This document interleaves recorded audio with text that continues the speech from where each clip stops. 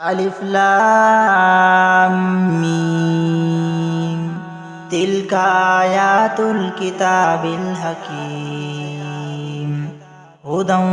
ورحمة للمحسنين الذين يؤمنون الصلاة ويؤتون الزكاة وهم بالآخرة هم يوقنون أولئك على هدى من ربهم وأولئك هم المفلحون ومن الناس من يشتري لهو الحديث ليضل عن سبيل الله بغير علم ويتخذها هزوا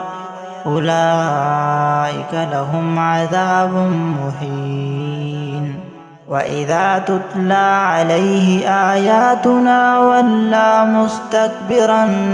كأن لم يسمعها كأن في أذنيه وقرا فبشره بعذاب أليم إن الذين آمنوا وعملوا الصالحات لهم جنات النعيم خالدين فيها بعد الله حقا وهو العزيز الحكيم خلق السماوات بغير عمد ترونها وألقى في